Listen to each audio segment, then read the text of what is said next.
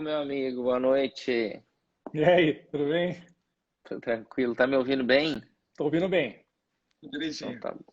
Tô te ouvindo excelente também. Pô, obrigado aí Quanto por você estar tempo, né? aqui. Quanto tempo, cara. Pô, eu tava comentando aqui que essa é a jornada do cirurgião de elite. É a live 657, em que uma vez por semana eu entrevisto aí um cirurgião de elite. E a gente vai compartilhar aqui a experiência de, de um cirurgião que realiza cirurgias pélvicas complexas com segurança, pela via minimamente invasiva. Então, esse que é o objetivo meu aqui, em fazer com que mais colegas consigam alcançar esse objetivo através do conteúdo que eu gero aí todo dia, né? Mas vamos lá. Antes de você se apresentar, eu queria fazer uma pergunta para você. É o seguinte: você hoje realiza hoje cirurgias pélvicas complexas que você não realizava antes de fazer o curso da metodologia cirúrgica? Com certeza. Hoje de manhã eu brinquei aqui quanto tempo que a gente fez uma cirurgia hoje pela manhã. Então, que foi uma cirurgia que eu não fazia há algum tempo atrás e hoje a gente tem conseguido fazer a cirurgia muito bem. Então, eu acho que mudou bastante coisa. Então, de um ano e pouco para cá, teve muita transformação aí na maneira de atuar, em vários fatores e a gente vai falar um pouquinho sobre isso aqui. Perfeito. Então vamos lá. O doutor Godoy. Godoy, se apresente aí então para o pessoal te conhecer. E pessoal, pode ficar à vontade aí, pode mandar perguntas aqui para a gente, tá bom? Sobre o que vocês quiserem saber sobre esse assunto. E no final a gente responde a caixinha de pergunta aí. Vamos lá, Godoy, se apresente aí para os colegas.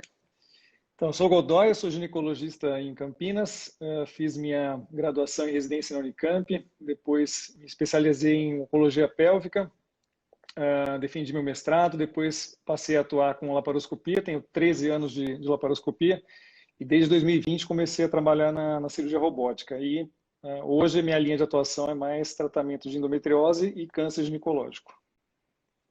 Perfeito. E conta aqui, o pessoal não sabe, como que você me conheceu? Eu também não lembro.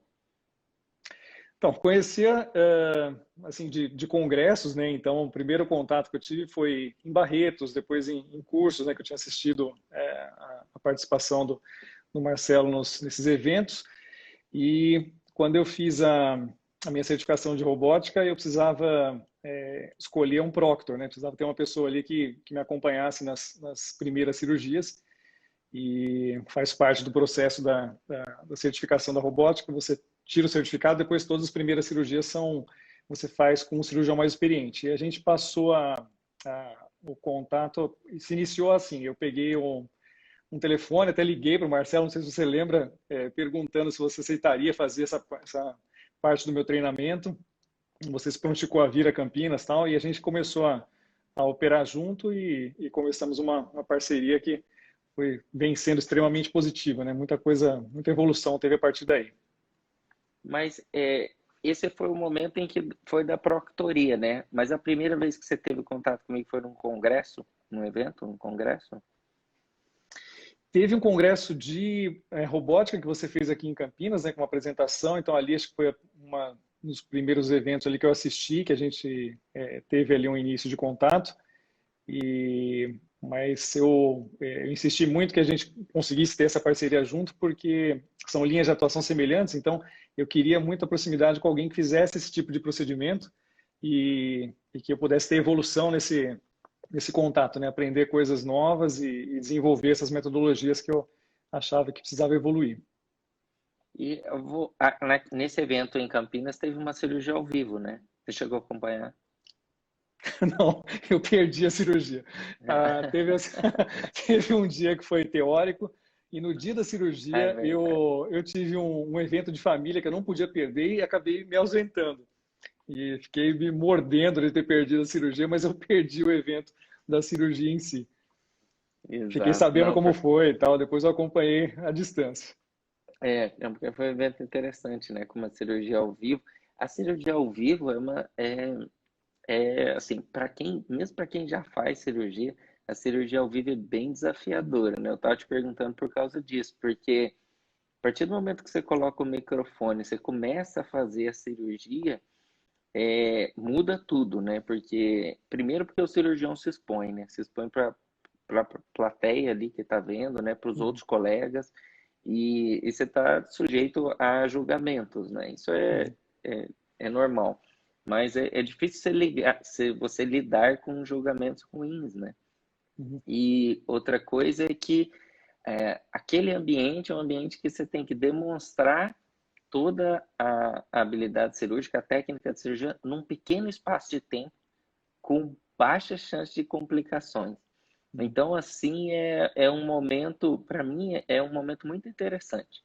Eu gosto muito de cirurgia ao vivo, só que é muito estressante. Para quem está do lado de cá, né, fazendo a cirurgia, é extremamente estressante. E quando sai o esperado, né, aquilo que a gente esperava que acontecesse, na maioria das vezes isso acontece, né, porque são escolhidas as pessoas que conseguem fazer aquele procedimento num tempo curto, a gente fica bem satisfeito, né? Porque é uma prova também de você mostrar o seu trabalho, né?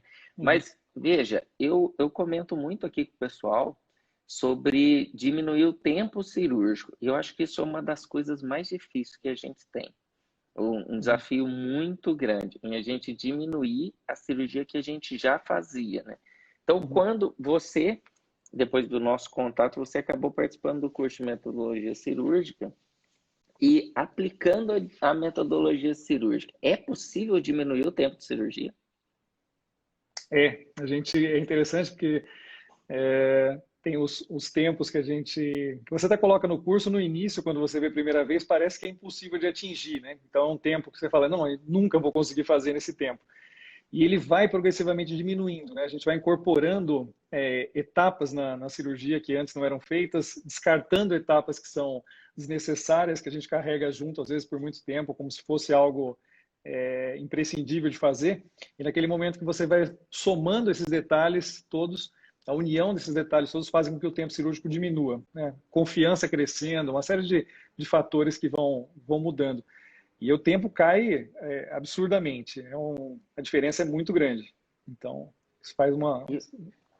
E, e eu vejo que não necessariamente em cirurgias complexas, né? Porque muitas das vezes você nem realiza, mas naquelas cirurgias que você faz todo dia, né? Por exemplo, Uhum, até mesmo na esterectomia simples, na uhum, opingoforectomia, né?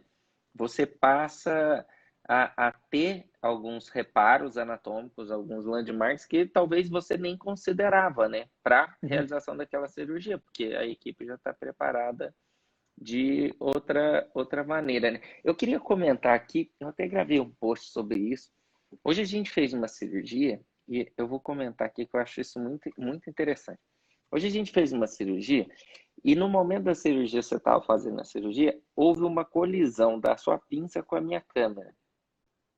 E eu recuei um pouco e eu estava com a mão esquerda na câmera, uma ótica de 30 graus. Eu recuei um pouco e lateralizei a câmera. Na hora que eu fiz isso, a instrumentadora, a Silvia, ela olhou no monitor e ao mesmo tempo ela virou assim e olhou para baixo na minha mão para ver qual o movimento que eu tinha feito. Eu até comentei com você na hora da cirurgia. Isso, para mim, é um amadurecimento tão grande do instrumentador, porque uma coisa é o seu instrumentador tá ali te ajudando na cirurgia, te auxiliando, passando pinça e tal. Outra coisa é o instrumentador perceber que esse momento fez diferença naquela hora da cirurgia. Então, assim, prova a experiência de quem está instrumentando ali. E você viu, ela opera, não opera comigo, né? Frequentemente. E ela passa os instrumentos da maneira que eu falo que a gente deveria fazer, né? E por causa disso, eu acho que o treinamento da equipe é fundamental, né? E ela passa os instrumentos na mão, ela coloca dentro do portal, ela, quando você pede, ela já está um passo à frente, né? Isso é extremamente importante e interessante na diminuição do tempo da cirurgia também, Uhum. porque o treinamento da equipe, né? Porque muitas das vezes a gente preocupa em a gente se aperfeiçoar, treinar, treinar, treinar, e não necessariamente acompanha a equipe treinando junto, né? E esse momento foi um ponto muito interessante, eu queria comentar aqui, porque a instrumentadora, ela faz muita diferença no procedimento. E eu até me arrisco a falar aqui que você diminui o número de pessoas na equipe se você tiver uma instrumentadora capacitada. Você acredita nisso? Acredito, eu acho que esse processo de evolução que faz o tempo cirúrgico cair, ele é contagioso, né? Você contagia outras pessoas com essa evolução. Então, colegas que estão participando da cirurgia, instrumentadora, circulante de sala, anestesista, eu acho que toda a equipe começa a trabalhar num mesmo sentido, numa mesma vibração para fazer a cirurgia acontecer mais rápido, né? Então, vão conhecendo mais como você gosta de trabalhar, então as maneiras de preparar a sala antes, posicionar o paciente, os instrumentos que você usa. Então, todo esse processo é uma cadeia, né, que ela vai trabalhando em conjunto e faz o tempo cirúrgico diminuir mesmo, diminuir complicação. Então, esse processo ele é contagioso. É sob pressão, né? É uma pressão em ter que fazer para acontecer num tempo menor, né? Mas isso é muito interessante, porque assim, o que que eu vejo? Quais que eram as dificuldades que você tinha no início da curva de aprendizado Em laparoscopia ou robótica? em Ou laparoscopia? laparoscopia? Eu comecei toda a minha formação ali em cirurgias por laparotomia, né? Então, fazendo todo o desenvolvimento da cirurgia aberta.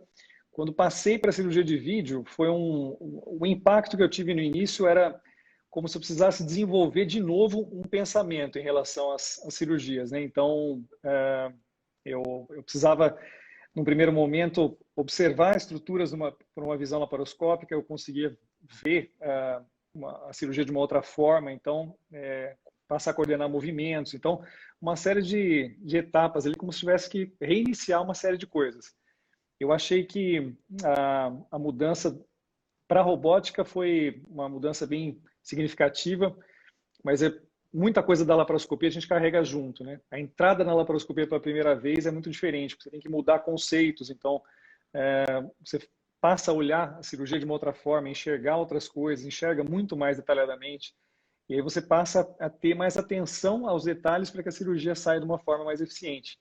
Então, é uma cirurgia muito mais refinada, do meu ponto de vista. Então, eu acho que essas etapas fazem com que você tenha um crescimento muito grande, mas cada uma tem uma particularidade que você tem que somar.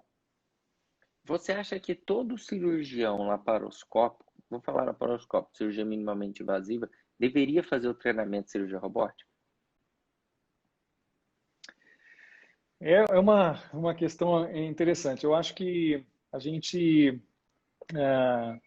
Uma coisa que todo mundo comenta que você, quando começa a fazer robótica, você vira um laparoscopista melhor, né? Então, hoje a gente estava conversando sobre isso na cirurgia e eu notei uma diferença muito grande no meu pensamento quando eu comecei a fazer robótica, voltei para a laparoscopia, que foi um aprimoramento que eu senti na visão tridimensional. Então, quando eu fazia laparoscopia, eu reconheço que eu tinha uma dificuldade de saber a profundidade das estruturas, quanto que eu podia descer com segurança antes de atingir um determinado ponto, sem causar uma lesão. E eu consegui ter uma transformação, eu achei muito grande, no momento que eu comecei a fazer robótica e enxergar essa visão tridimensional. Eu acho que a partir dali eu criei um pensamento que eu voltei para a laparoscopia e quando eu olho uma visão bidimensional hoje, eu consigo saber exatamente a profundidade das estruturas, quanto que eu posso avançar com segurança ou momentos que eu tenho que ser mais cuidadoso. Então, eu acho que essa composição dos três tipos de cirurgia, elas vão criando uma ideia mental mesmo na cabeça. A nossa cabeça se desenvolve para olhar um plano e conseguir enxergar estruturas diferentes e em profundidades diferentes com mais qualidade. Esse é o famoso não tem nada embaixo? Esse eu não tem nada embaixo. Pode ir que não tem nada embaixo. No começo a gente entrava ali com bastante receio de aprofundar e você falava, não, vai que não tem nada embaixo. Então virou até um meme no nosso time, que virou um meme, né? Então, Eu vou contar isso que é interessante, que é assim, no processo da cirurgia minimamente invasiva, você faz laparoscopia, se você não, laparoscopia, você não precisa ter nenhuma certificação para isso. Mas quando você passa para o procedimento robótico, aí você precisa, além de se certificar, ter uma pessoa que vai estar com você na cirurgia, que é o proctor, nos seus primeiros casos. E o que eu tenho visto nas minhas proctorias é uma das complicações mais perigosas, assim, que a gente tem mais medo, o que às vezes impede de você ir mais profundo, é a energia na hora que você abre o reto peritônio, né? E é muito comum, por muitas das vezes o colega não desenvolver o reto peritônio profundo de verdade, ele ficar com receio na abertura do peritônio. E daí toda vez eu falava isso, né? Pode ir que não tem nada embaixo. Na verdade, é claro, tem um monte de estruturas embaixo e todas elas nobres. Mas o não ter nada embaixo é que pode ir mais profundo, né? E você hoje, por exemplo, na linfadenectomia pélvica, a gente começa ali como limite lateral nervo genitofemoral, né? Então, hoje eu percebo que você olha o nervo genitofemoral e vai em cima dele e um pouco muito mais profundo do que você ia no começo. Porque você sabe, a artéria ilíaca externa está do lado dele, mas tem uma espuminha que está um campo entre os dois, né? E isso é uma atitude muito frequente. Então, o cirurgião no início, ele fica riscando, né? Ele risca o peritônio e risca mais um pouquinho e risca mais um pouquinho dele, quer ver depois para ele entrar. E, na verdade, o pensamento dos grandes cirurgiões, o que eu percebo, é que ele já sabe o que tem ali. Então, porque ele já está mentalizado esse momento. Então, é muito comum na cirurgia ao vivo, você olha, o cirurgião vira e fala assim, o ureter está aqui. Aí ele faz 2 movimentos e o ureter aparece na frente, assim. Ele falou, aqui é o espaço pararetal e o plexo hipogás passa aqui. Aí ele aponta e o plexo hipogás está lá. Mas aquilo já está mentalizado, né? Semelhante ao que eu digo de mentalizar e padronizar os seus passos a passo na cirurgia. Por quê? Se você sabe que você vai ter o gênio femoral lateral, artéria umbilical obliterada medial, a bifurcação ali cranial, caudal veio circunflexo posterior, nervo obturador, isso já está. Já é um campo cirúrgico que já está feito em sua mente, né? E fica muito mais fácil. Hoje eu vejo, eu postei os tempos da cirurgia nossa, porque eu acredito que as pessoas passam a acreditar na gente quando elas veem o que a gente faz de verdade. E aqueles tempos ali são reais. Você viu hoje na cirurgia que eu falo, anota o tempo pra gente aí, por favor. Não, linfadenectomia pélvica à esquerda. Então, assim, eu estava te auxiliando, mas são tempos seus, né? E você vê, a gente faz ali em 15 minutos uma linfadenectomia pélvica sistemática, com todos os limites dissecados e ressecados, os linfonodos, pelo simples passo de padronizar o procedimento. E eu percebi que depois que você começou a assistir os vídeos também, que você teve contato, você tem isso mais concreto hoje, não? De querer padronizar cada procedimento que você faz? Ontem eu assisti de novo, né? Eu continuo tendo esse hábito. Peguei esse hábito de você agora de rever as cirurgias quando cheguei em casa, né? Então eu filmo as cirurgias e assisto de novo para rever.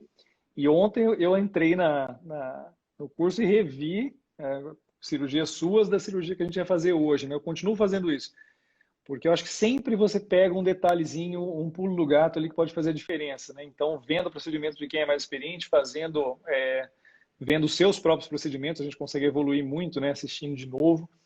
E eu acho bem interessante aquela colocação que você falou na aula do bloquinho, né? De colocar ali aquela folha em branco, que seria ali o peritônio, para você imaginar quando vê aquela folha, logo atrás você tem que saber as estruturas que estão todas ali.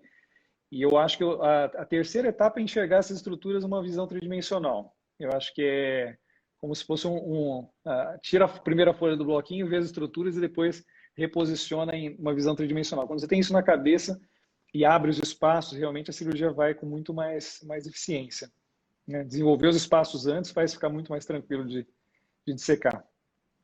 É interessante, né? Porque quando a gente começa a desenvolver a cirurgia complexa, e hoje em dia você faz digamos assim, mais que 99% de todas as cirurgias pélvicas complexas ali na pelve, né? Você, além de você fazer, o que eu acho que é mais importante é a segurança que você ganha em abrir os espaços avasculares, né? Então, por exemplo, hoje eu tenho certeza que você não tem medo algum do ureter, em nenhum momento dele na pelve. Mas antes você não tinha receio? Tinha, tinha sim, Porque sim, você, isso é uma coisa que eu vejo que é frequente. A gente tem a lesão do ureter, mas assim, a lesão inadvertida do ureter. Mas por que o colega cirurgião não desenvolveu a técnica de dissecar o ureter completamente? Hoje foi uma cirurgia interessante, poucas as vezes que a gente faz isso, mas acabou fazer, porque era uma cirurgia que tinha uma parametrectomia, em que a gente dissecou o ureter da bifurcação dos vasos ilíacos até a entrada no trígono da bexiga. vesical, né?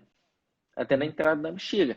E nesse momento é o momento que você tem segurança total para desenvolver os espaços para retal, para vesical, ali medial, e você acaba abrindo um leque para outras cirurgias. Isso que eu acho que eu tento explicar isso e mostrar para os alunos, para os colegas, que o fato de você não realizar aquele procedimento não pode te impedir de visualizar aquele procedimento. O que significa isso? Que eu aprendi muito vendo grandes cirurgiões fazendo cirurgia em endometriose. E Uhum. isso não era minha referência no início. Então, eu, inclusive, eu aprendi algumas padronizações com grandes cirurgiões que faziam cirurgias benignas. E o meu foco era a cirurgia maligna, era a Uhum. cirurgia oncológica. Então, isso no seu caso, você acaba e abre um leque, né? Você opera cirurgias benignas e cirurgias oncológicas, né? Mas no processo de formação desse cirurgião, você acha que hoje em dia, no ensino tradicional, o profissional sai capacitado para o dia a dia? Eu acho que não. Eu fiz uma residência muito boa, né? A gente tinha um hospital sensacional em ginecologia e eu terminei a minha formação, sempre tive sempre gostei muito de cirurgia, sempre fui muito presente, participei muito de procedimentos cirúrgicos, mas eu achei que terminada a formação faltava alguma coisa. Falei, falta ainda um refinamento que eu queria atingir. Então, eu fui buscar isso fazendo formação em oncologia pélvica, porque era o grupo que operava melhor e eu queria estar perto das pessoas que operassem melhor. Então, me envolvi com um procedimento de permanecer mais tempo em treinamento ainda, mais para evoluir. E quando eu terminei meu treinamento, eu lembro que eu fui uma pessoa que eu me envolvi na criação de um ano adicional de residência, porque eu queria ficar mais tempo ainda em campo cirúrgico. Então, eu achei que precisava ter mais evolução, então fazer coisas diferentes. E terminado toda essa etapa, eu vi que existia muito caminho a percorrer no vídeo ainda. Então, quando eu tinha contato com vocês em Barretos, eu via o nível técnico que vocês tinham lá, eu falava, isso é muito diferente do que a gente tem experimentado no dia a dia. Aí tentei cada vez mais me aproximar para conseguir atingir esse nível técnico que eu almejava. Então, eu acho que não pode parar, né? A formação nossa ela está em constante evolução. Você tem sempre que buscar voos mais altos. O conhecimento, a gente tem acesso a ele, né? Precisa ter vontade de correr atrás, de ter disposição para se envolver com as coisas e não desistir, porque sempre é possível alcançar um voo maior, né? Quando que você teve contato em Barretos? Que ano que foi? Você lembra, mais ou menos? Eu fui algumas vezes, né, fazer cursos de curta duração e sempre que tinha oportunidade eu voltava a fazer alguns eventos, mas eu fiz desde do meu término de residência, eu fui várias vezes fazer cursos menores. Ficava 2 dias, 3 dias e voltava com a cabeça completamente aberta. Assim, eu voltava, ia comprar material, eu ia fazer um monte de coisa, um estado de empolgação absoluto. E aí, Você terminou a residência em que ano? eu me formei em 2003, né? Depois, em 2004, fiz um ano de anatomia patológica. Aí depois fui fazer ginecologia em 2005, né? Então fiz por 3 anos de ginecologia. Em 2008, 2009 eu fiz a minha formação de oncologia pélvica. Então foram mais 2 anos de pelve. Então, e a partir dali eu fui entrando no treinamento de vídeo de uma forma mais efetiva, né? Então, olha só, 5 anos de treinamento e daí depois você acha que você levou quanto tempo no momento que você estava desenvolvendo a cirurgia laparoscópica que você criou uma segurança na realização de um procedimento? Por exemplo, uma esterectomia simples. Olha, eu acho que eu fazia os procedimentos, mas sem uma padronização ideal. Comecei a acompanhar de uma maneira assim muito frequente colegas que operavam já com um grau de técnico muito bom.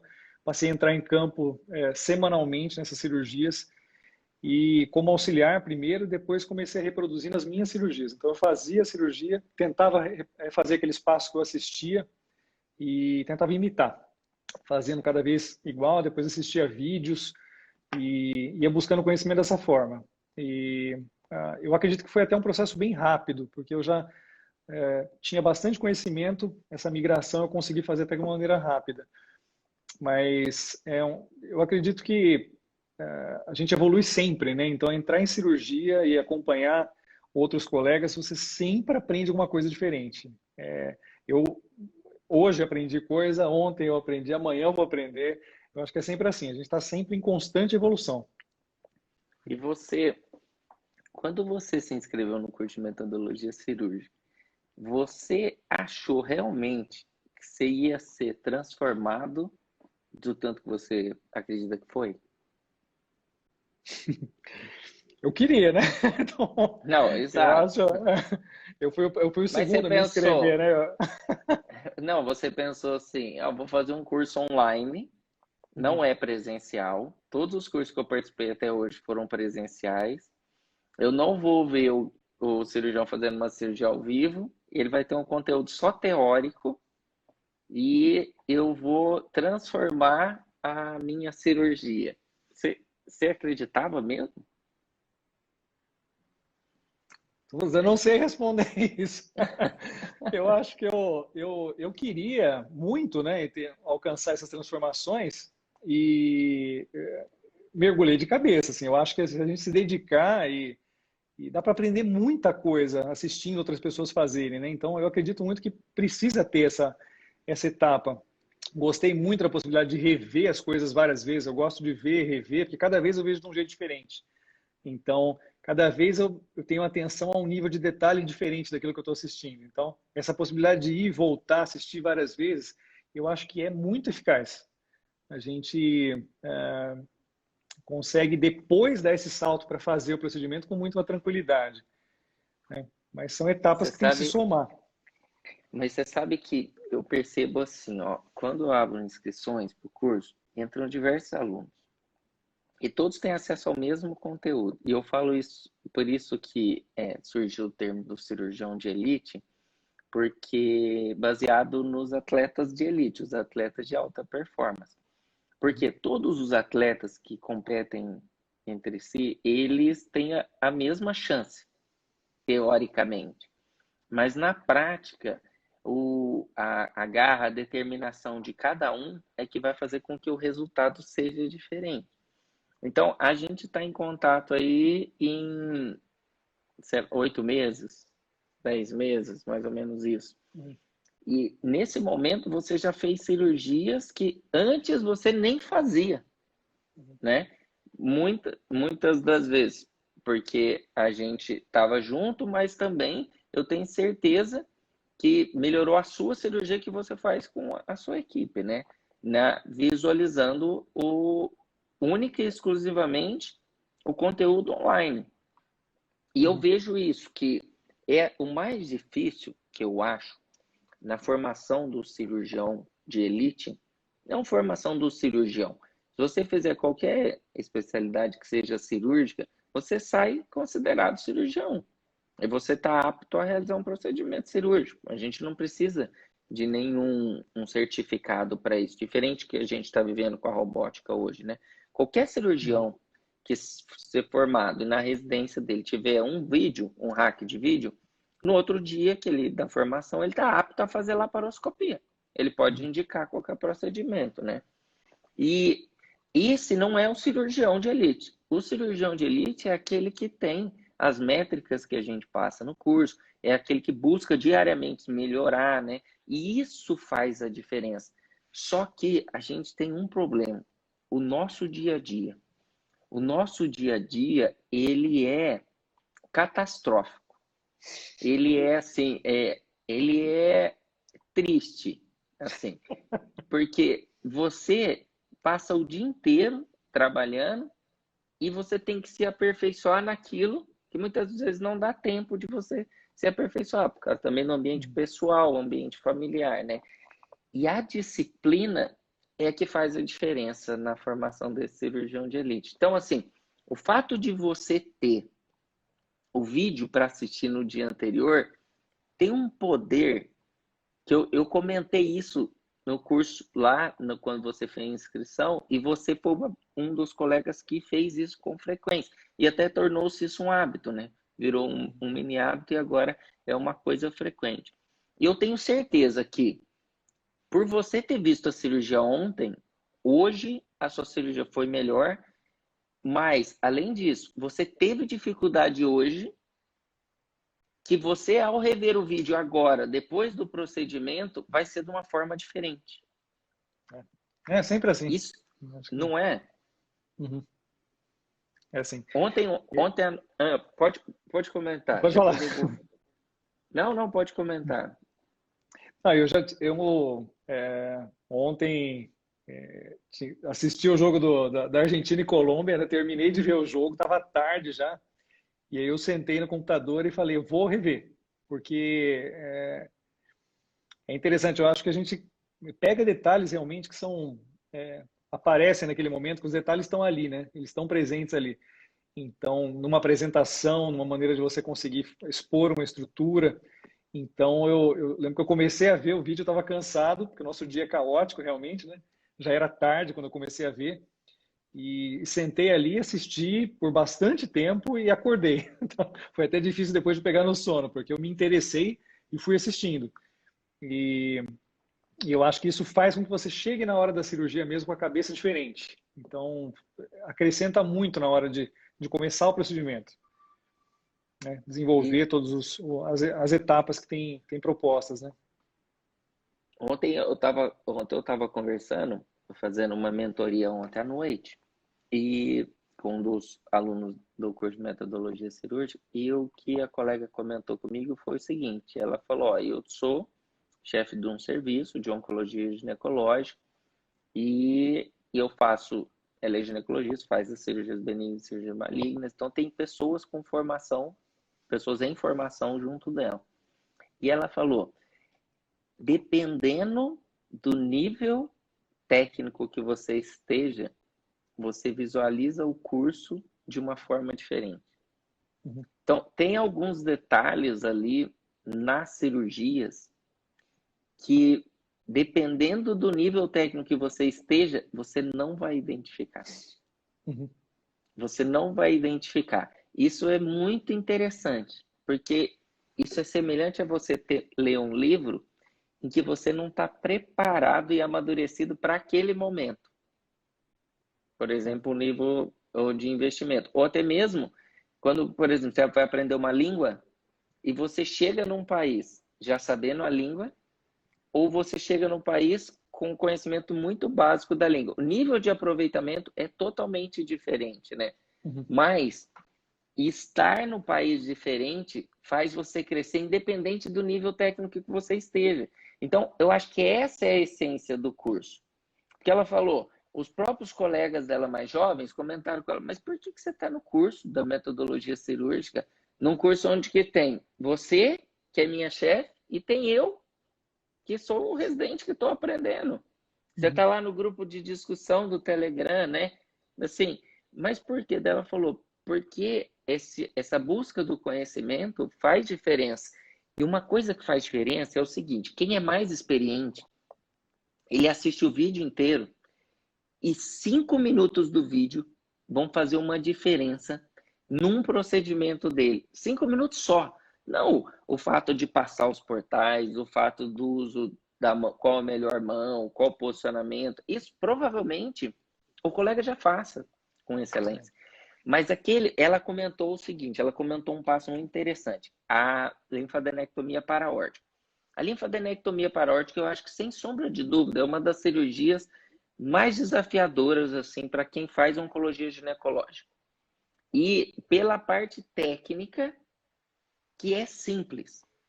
Mas quando você abre o reto peritônio, atrás tem a aorta, tem a cava, tem a veia renal, tem os ureteres bilateral. Então, assim, são estruturas extremamente nobres, com De fluxo respeito, né? sanguíneo. Exato. É aquela estrutura de respeito. E ela falou, uma coisa que fez muita diferença na minha cirurgia foi a tenda. De fazer a tenda lá na hora do procedimento, semelhante ao vídeo que tem lá dentro da plataforma. E eu pude operar com 2 residentes. E uma vez eu fiz uma loucura. Eu fiz uma linfadenectomia, um estadiamento completo com linfadenectomia pélvica e paraórtica ao vivo com 2 residentes. Por quê? Porque eu queria mostrar que era possível você fazer aquela cirurgia com os profissionais da sua equipe. Por quê? Porque aqueles residentes, eles trabalhavam comigo todos os dias. Uma era uma R1, a outra era uma R2. Então, na verdade, e eu queria ver de você se você tem essa mesma impressão, Pim. Hoje em dia, se você tem segurança daquele procedimento, o seu auxiliar não faz tanta diferença quando você lidera a equipe. O que você acha? Porque Eu você acho pode que fazer a mesma cirurgia comigo ou com outro auxiliar com o mesmo nível de excelência. a gente vai ganhando mais confiança e uma possibilidade de controlar coisas que antes não estavam totalmente no nosso controle. Então, você consegue enxergar um entorno de uma série de coisas que você consegue fazer para a cirurgia acontecer de uma maneira mais segura, inclusive para você e para o paciente, né? Então, eu acho que isso, sem dúvida, é uma coisa que eu percebo. Hoje eu consigo desenvolver mais, independente de quem estiver comigo. Quanto mais qualificada a pessoa que está junto, melhor a cirurgia. Mas é possível ter pessoas junto com diferentes níveis de conhecimento e a cirurgia conseguir acontecer. Eu acho que isso é uma verdade. Quando eu vou fazer a cirurgia ao vivo, uma técnica que eu tenho é o seguinte. Isso eu nunca comentei. Eu faço assim, ó. Antes de começar a cirurgia, eu falo assim, ó. Vocês que vão auxiliar só vão fazer movimentos dentro da cavidade que eu solicitar. Essa é a única regra. A primeira regra é essa. E a segunda regra, sabe qual que é? Não esquecer da primeira. Então, a gente só tem essas 2 regras na cirurgia. Sabe por quê? Porque é essa ideia que eu tento que o colega pesque essa ideia, que talvez seja o ponto-chave dessa nossa live, que é assim, você, como um cirurgião de elite, você tem que ser o líder dentro do campo.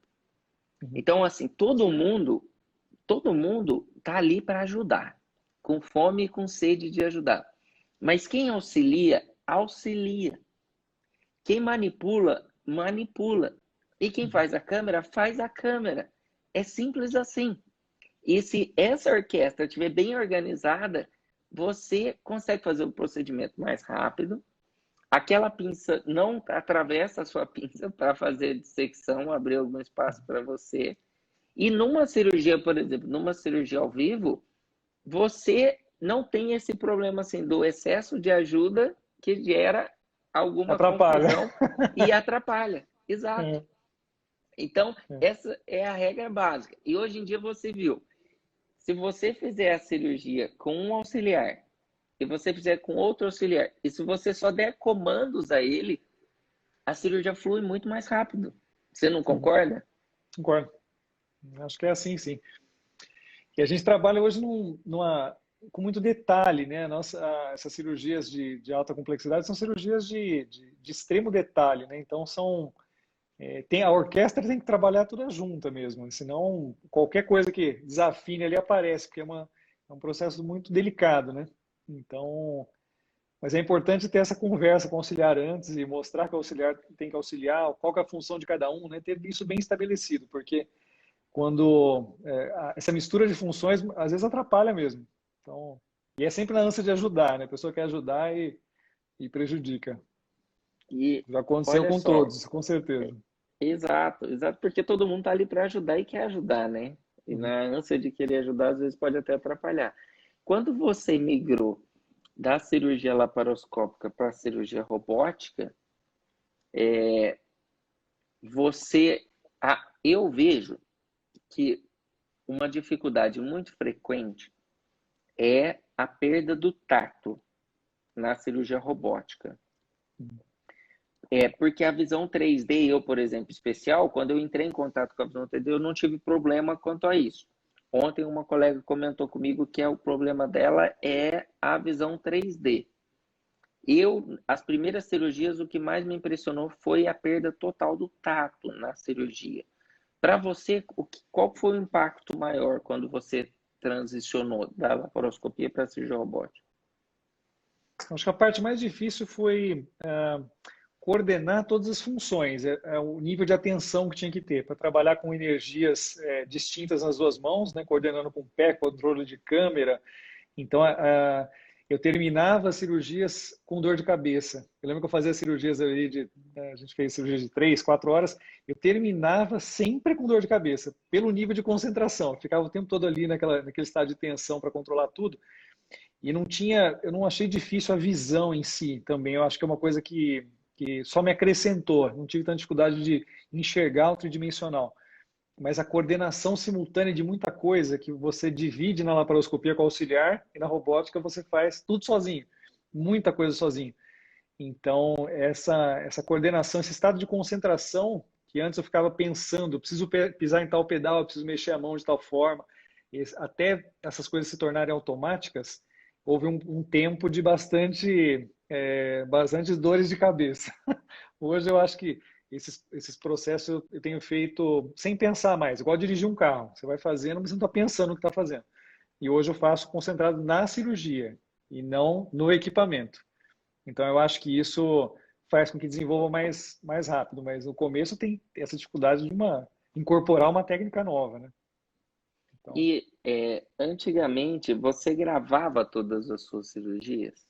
nenhuma, não gravava nenhuma, Nenhuma.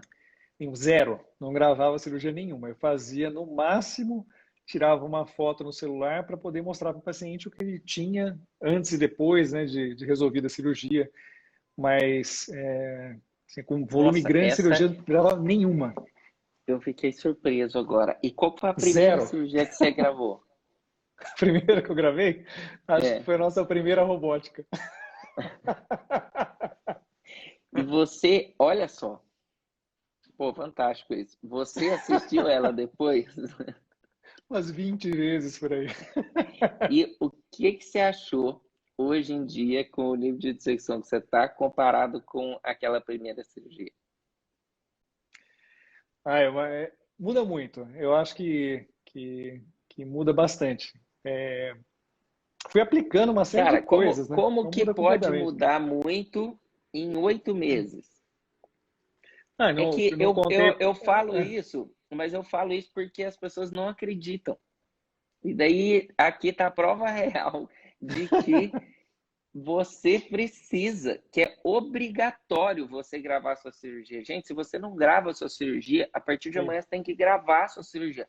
Não existe, guarde isso, não existe evolução na cirurgia se você não gravar seus procedimentos cirúrgicos. Não Assino tem embaixo, dá para escrever como. ali. Eu assino embaixo. Não Ah, tem como. É isso que eu vejo. Quando eu vejo assim, não gravou a cirurgia, eu fico louco. Quando eu tava com os residentes, eu falava assim, eu ficava louco mesmo, falava assim, a gente tá gravando a cirurgia, e daí era uma cirurgia assim, uma linfadenectomia para-aórtica. Assim, o residente estava tendo a oportunidade de estar ali, né? Não. Daí eu falava, vocês querem. Daí a gente ia fazer uma outra cirurgia, que daí era a segunda, uma salpingoforectomia. Daí eles colocavam para gravar. Daí eu falava, essa cirurgia você vai gravar? A linfadenectomia parótica você não gravou.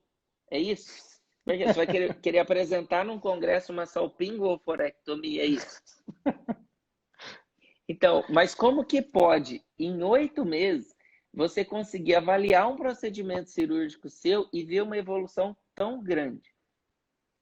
E é um monte de coisa, né? Você acompanhou esse processo todo. Eu mudei até toda a minha linha de atuação, né? Inclusive, nesse processo todo de treinamento, parei de fazer obstetrícia, não dou mais plantão, eu mudei tudo, né? Então é uma transformação grande, porque essa imersão nesse processo de fazer cirurgias com mais excelência, elas envolvem transformações de vida mesmo, não é só uma dedicação que você faz momentânea, né? Ela precisa envolver uma série de etapas, né?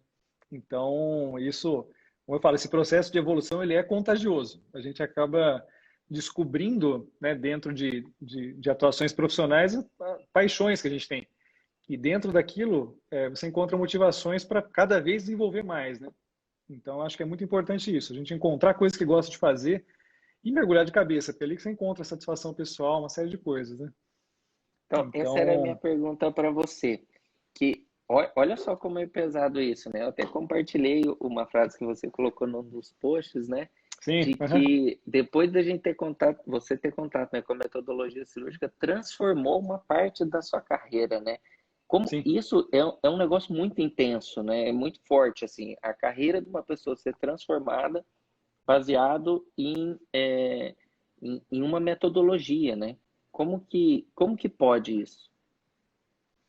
É super difícil transformar, né? Não é uma coisa fácil você chegar e falar, vou mudar meu jeito de atuar em situações que você já tem uma segurança, né? Então, entrar numa zona fora da sua zona de conforto é muito difícil, né? Ainda mais quando a gente tem compromissos profissionais a fazer, você tem contas a pagar, família que depende de você, uma série de coisas. Uma hora você fala, eu vou mudar tudo em direção a uma coisa que eu gosto de fazer, é um processo difícil, mas é extremamente válido. Eu acho que a gente fazer essas modificações fazem você atingir um nível de satisfação profissional que não tem preço. Eu acho que isso vai ter com certeza uma repercussão na sua atuação, no que você vai oferecer para os seus pacientes, na satisfação dos pacientes, na sua satisfação pessoal. Então, é um processo extremamente válido. Eu acho que a gente tem que ir na direção daquilo que a gente gosta de fazer, com tudo. Não me arrependo um E segundo desse caminho.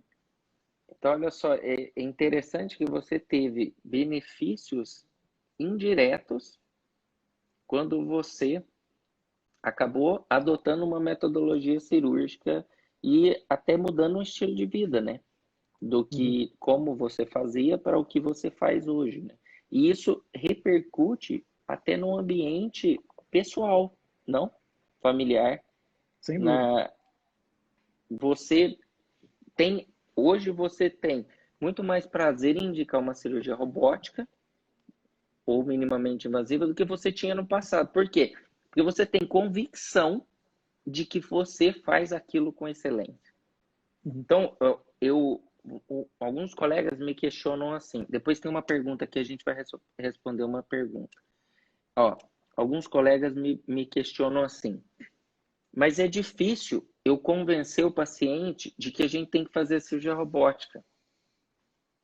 Ponto. A próxima frase que ele fala é um bloqueio dele. Toda Uhum. vez que alguém falar isso para você, você veja o que ele vai falar depois. Porque ele faz assim: é difícil eu vender uma cirurgia robótica, porque é caro. Caro. Porque é difícil o convênio autorizar. Porque, sabe, sempre tem um porquê depois que é um bloqueio pessoal do cirurgião. Sabe por quê? Porque você não consegue e não sabe que você vai fazer aquele procedimento que você faz hoje em dia pela via robótica com uma excelência inimaginável. Você não imagina até você estar dentro daquilo ali. Você entendeu? Você não imagina jogar bola com o cara melhor do mundo até você jogar com ele. Na hora que ele jogar a bola para você, sem ele olhar onde você está. E ali é a mesma coisa. Hoje em dia, existem procedimentos robóticos que eu faço imensamente melhor do que se eu fizesse pela via laparoscópica. Então, é isso que eu falo para o paciente. Eu não falo para ele o valor que vai custar isso. Eu mostro para ele o benefício do procedimento, baseado em tempo, baseado em dissecção, baseado em segurança, não é? Baseado em alta percocência. Quando eu me lembro bem assim de sentar no console da robótica com 3 pinças simultâneas e aquele momento que entra a pinça do auxiliar, a pinça laparoscópica em campo, né? Que você tem as 3 robóticas ao mesmo tempo e entra a pinça do auxiliar em laparoscopia. Você pode estar com a pessoa mais experiente do mundo, né? A pinça de laparoscopia, ela entra de uma maneira grosseira, ela invade o campo, você destoa de tudo aquilo, né? É um movimento extremamente delicado, sensível, né, da robótica. Quando entra a pinça laparoscópica, ela destoa, ela está fora da orquestra. Então, é uma pinça se pudesse, tivesse uma chavinha para você fechar e não deixar entrar essa pinça, você fecharia. Ficaria vou dar um ponto na parede, fechar aquela entrada, aquela pinça não vai participar mais. Então é muito diferente. Falou, por favor, o que você quer que eu faça agora, Deu? Por favor, que tire a sua pinça. Esse momento. Bom, faz os papéis. É difícil, é difícil. A diferença é brutal, brutal. A gente tem uma pergunta aqui, ó. A Paty Carmano perguntou o seguinte: o que acontece quando o robô tem alguma pane durante a cirurgia? Existem mecanismos de segurança, né? Então, assim, quando existem algumas travas, né, que prendem uma estrutura, não conseguem fazer nenhuma solução, você consegue abrir manualmente aquela pinça para poder liberar uma estrutura. Existem botões de correção, né, de alterações. Então, existem falhas que são recuperáveis e outras recuperáveis que você às vezes tem que fazer procedimentos mesmo de desarmar pinças para poder continuar a cirurgia. Isso, é interessante essa pergunta, né? Que assim, o robô ele tem 3 componentes, né? Ele tem o console, ele tem o carrinho de visão, que é onde fica o monitor, que você olha, e os geradores, fonte de energia, insuflador e tal. Ele tem o carrinho que chega no paciente. Todos esses 3 carrinhos, ele tem um botão vermelho, que é o botão que seria um reset total daquele processo de qualquer um deles. Então, a gente já tem esse processo de segurança. Segundo, a gente tem uma chave, né? A gente tem uma chavezinha que, quando a gente vai fazer a cirurgia, tem um negócio que chama checklist, que todo mundo deveria fazer no início do procedimento. E o checklist da cirurgia robótica fala: a chave do robô encontra-se na sala. Então, quando vocês estiverem vendo uma cirurgia robótica, veja se no checklist tem isso. E é obrigatório. Por quê? Porque isso é um dos problemas que teve até no início da cirurgia robótica, de o braço travar, só que não é um braço laparoscópico que você retira. Se ele travar, não faz movimento, ele não sai, você só consegue abrir a pinça colocando uma chave aqui atrás e fazendo um movimento de rotação que ele libera aquela pinça. Então, isso é um artifício de segurança extremamente importante e que tem que estar na sala. Então, isso é uma das maneiras da gente destravar o robô. Mas ele tem um sistema muito completo em que essas panes não acontecem, assim, acontecem mas pouquíssimas vezes. Eu, na minha experiência aí, com mais 300 casos, 400 casos operados, seja robótica, uma vez eu precisei usar a chave. Você já viu alguma vez, Godoy, usar a chave para destravar? Nunca precisei. Exato. Ele é, assim, muito, muito, muito raro. Uma das coisas que é muito importante no robô, diferente da laparoscopia, é a anestesia. A paciente, na anestesia da cirurgia robótica, ela não pode ficar superficial, porque os braços ficam fixos nela. Se ela realizar um movimento durante a cirurgia, aí ela pode ter lesão complexa e grave dentro da cavidade, né? Então, isso é uma diferença entre a equipe da anestesia que faz anestesia para cirurgia robótica e da anestesia da cirurgia laparoscópica. Mas, Godoy, vou fazer uma brincadeira aqui que você vai fazer uma pergunta para mim que você sempre quis fazer e nunca pôde. Você tem alguma pergunta que você quer fazer para mim? Para eu responder aqui? Quando é que você vai mudar para Campinas? Não, essa não vale. Essa eu não vou mudar para Campinas. Eu vou a Campinas operar os pacientes, mas não vou mudar para Campinas. Traz a família inteira, já fica a, por aqui de vez. Fica pegando. a equipe de Campinas é uma equipe de excelência. Então, Campinas está muito bem de cirurgiões via minimamente invasiva. E relacionada à metodologia. A gente vai fazer o curso de cadáver, né, que vai ter muita aplicação de metodologia lá, então acho que é uma etapa aí sensacional para a gente poder desenvolver mais essas situações de cirurgia. Mas a minha pergunta é se a gente vai conseguir fazer algo bem direcionado para abdômen superior, que eu acho que é o próximo desafio. A pelve já é uma região que a gente trabalha com frequência, eu acho que o abdômen superior é algo que eu almejo atingir o nível que eu tenho na pelve. Até na outra live que você fez com outro colega, você falou uma coisa bem interessante que sempre vai ser algo que vai ser extremamente desafiador, que você nunca vai sentir 100% seguro para entrar numa cirurgia de abdômen superior com extrema tranquilidade. E até pelo volume de casos que não é o mesmo que a gente faz em comparação com pelve, né? Bem menor.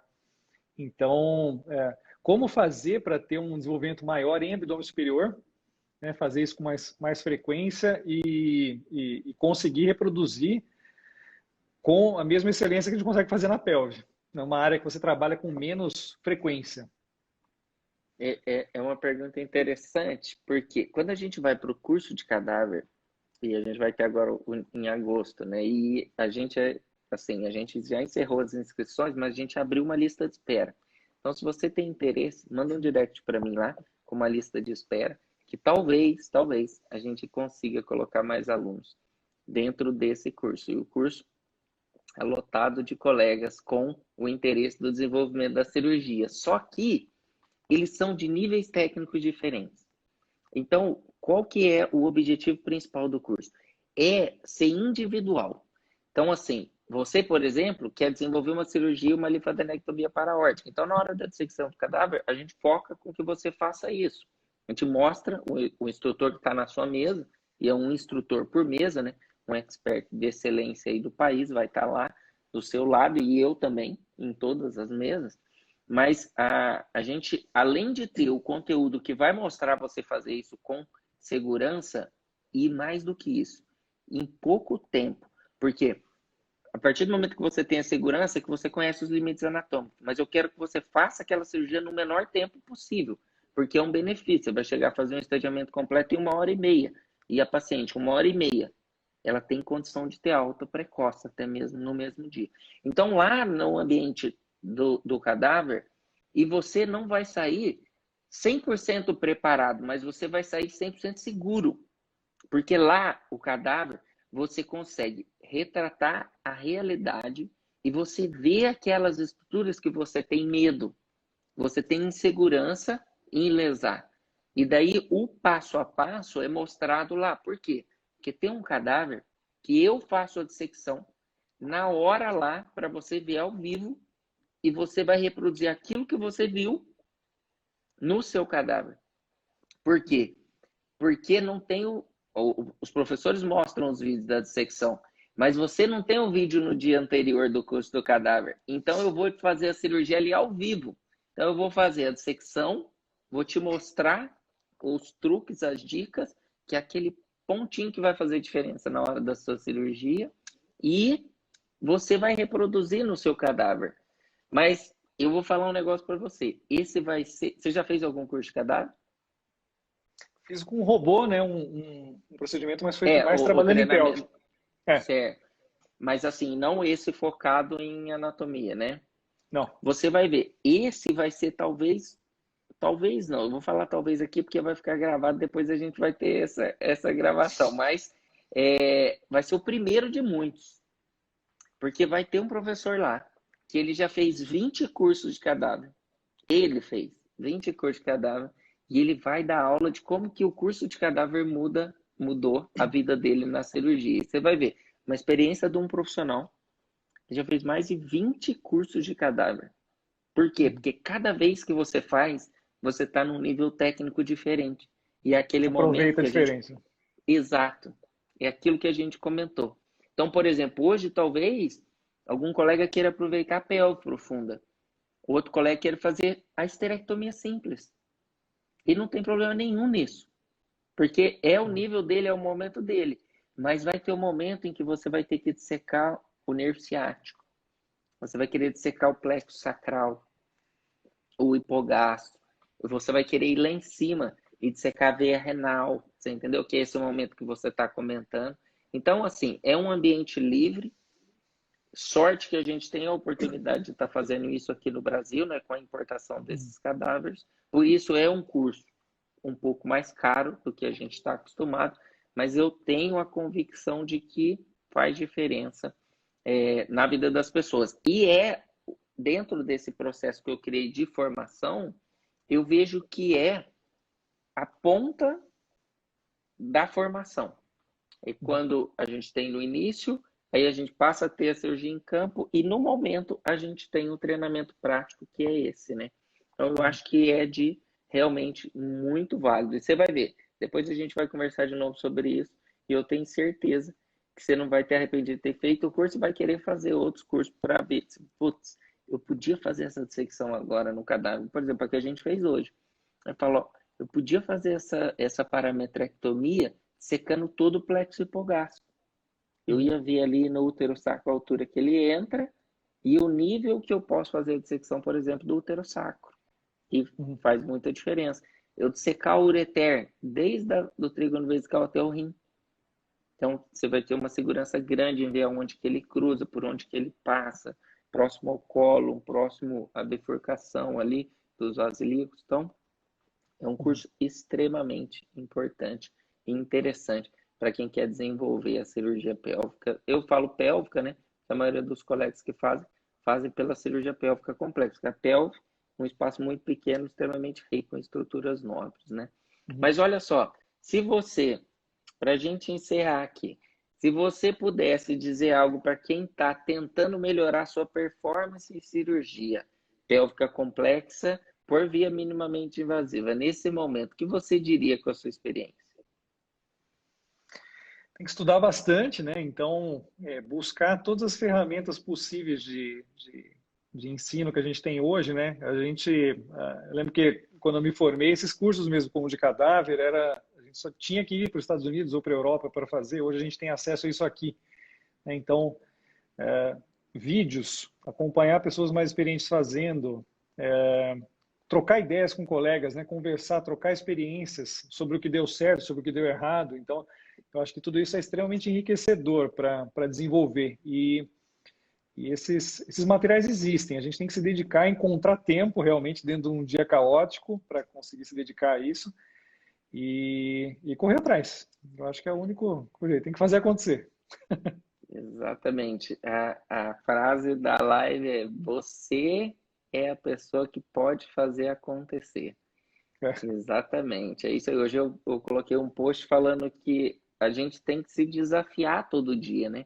E querer se superar a cada dia. Por isso que a gente faz atividade física, né? E vai correr aí a São Silvestre, que agora mudou para o final do ano, mas a gente vai estar lá firme e forte, uns 15K. Esse final de semana tem que sair os 15, vamos ver se sai. Nem que seja andando, Aí, vai sair. o esquema é o seguinte, gente, quando a promessa é feita em público, ela acontece. Então vocês vão ver aí quem seguiu o Godoy no final de semana que ele vai ter postado lá, 15K tá pago. Eu não vou colocar o pace, eu vou colocar só o que eu fiz. Pode ser até de Aí, ó, carro, mas eu não vou aí, colocar o de pace. acordo com o seu nível técnico, o pace é o segundo passo quando você começa a mostrar o pace, assim como quando você começa a mostrar em público os resultados da sua cirurgia. Meu amigo, foi muito bom conversar com você, cara. Vai descansar. Obrigado. Muito obrigado. Pode ter certeza que eu acredito que esse bate-papo aqui de maneira informal, de uma certa forma, ajuda os colegas. E se uma pessoa for transformada através da nossa conversa aqui, eu já terei me dado por satisfeito. Então, muito Isso aí. obrigado. Suas palavras finais aí para a gente encerrar. Não, obrigado pelo convite aí, sempre que tiver, estou à disposição, sempre para trocar ideia com outros colegas e passar um pouco desse processo todo que é extremamente válido, gratificante, né? A gente ir em direção a fazer aquilo que a gente gosta faz toda a diferença na vida pessoal e profissional. Então, eu acho que vale muito a pena investir nesse caminho e seguir em frente. Eu vou falar um negócio para vocês. A dor passa, a metodologia cirúrgica fica. É isso aí, pessoal. Boa noite Isso aí. para todo mundo. Um grande abraço. Obrigado, meu amigo. Até Até mais. mais. Tchau, tchau, abraço. Tchau.